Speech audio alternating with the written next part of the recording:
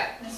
Yo, my name is Lizzie Fizzle, and I got straight A's. I got a big family. It's like a parade. I live down in D-Town where I don't fit in because I don't smoke crack, and I got a lot of friends. I smile a lot, and I have a big heart. Call me Miss Superhero, awesome from the start.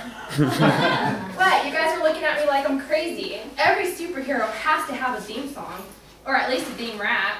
Superman had one, Batman had one, and now I have one. Okay, so I can't fly. And I can't climb walls with my sticky fingers. And I'm pretty sure I can't kung fu kick somebody through a brick wall. But it doesn't mean that I'm not a superhero. I'm just a little more reserved, yeah. So who am I a superhero to, you ask? Well, myself. Today I'm going to persuade you on becoming your own superhero, instead of looking up to other people. I'm going to talk to you about the problem of too much materialistic superheroes out there, the cause of people not looking up to the right superhero, and the solution of becoming your own superhero.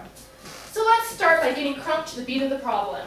According to the survey in 1998 by the Scripps Howard News Service found that more than half of all Americans had a personal superhero in their lives. Let's look at the heroes this article stated people looked up to.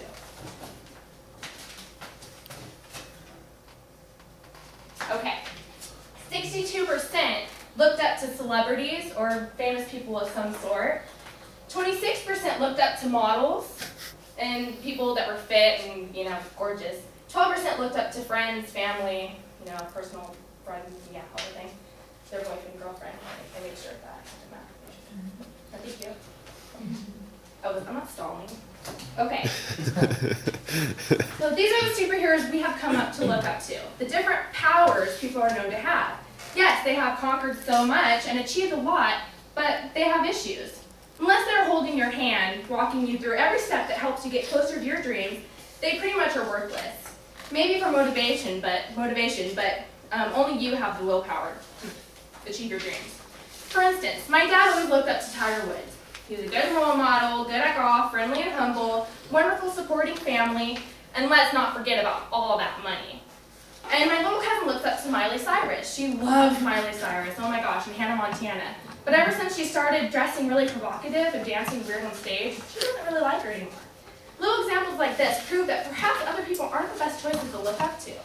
So now that you're crunk with the problem, now let's swagger up onto the cause.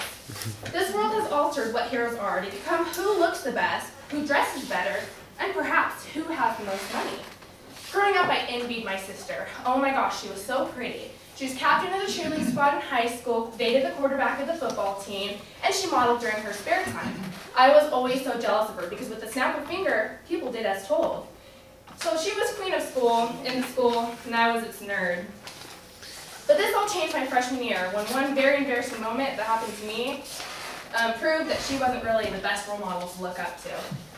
So it was my freshman year, and it was an award ceremony. And we had bleacher-like seating where the freshman class, sophomore class, junior class, and senior class sat.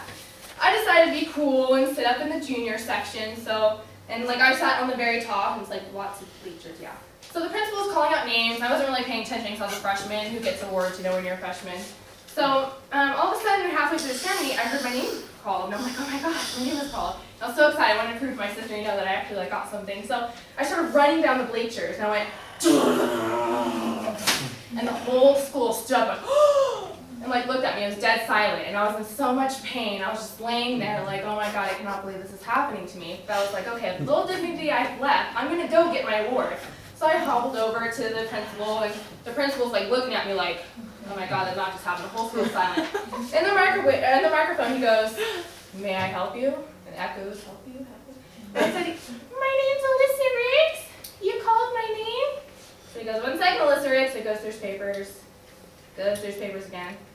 No, I'm sorry, Alyssa Riggs, I didn't call your name. And the whole school just started laughing. And I'm just like, oh god, this would not happen to me. So I hobbled back over to the bleachers, and my sister's looking at me like, you're just such a freak. I cannot believe you did that. And I was like, oh my god. So the whole next 2 weeks, people were making fun of me so bad, like, oh, you're the girl that tripped and fell. And I expected my sister to use her popularity to kind of get me out of that problem, but instead she kind of used her popularity to make it worse. And she made me look super bad in front of her friends, and I thought, wow, you're not really somebody that I look up to anymore. And even though she's a wonderful person, she's great with her friends, yada yada, to me she wasn't really the best sister. So after that, I started to become my own person. I joined clubs and started being more active in my society. I did things that made me happy instead of things that made me fit in. I became president of the Christian Club, bringing in 42 new members by the end of the year. President of the Friday Night Live Club, bringing in 37 new members. And president of the International Club, going from 6 members to 22 members. I proved to myself that when I stay committed to something I believe in and something that makes me happy without changing who I am, I can make a difference. So now that we're swaggered and crunk, let's walk it out to the solution. According to S. O'Brien from the article, What is a Hero? A hero is someone who shows sympathy, kindness, someone willing to be giving and to help out, and someone who shows a positive attitude. That's no gimme. We all pretty much have those traits. So tell me again why we look up to superheroes?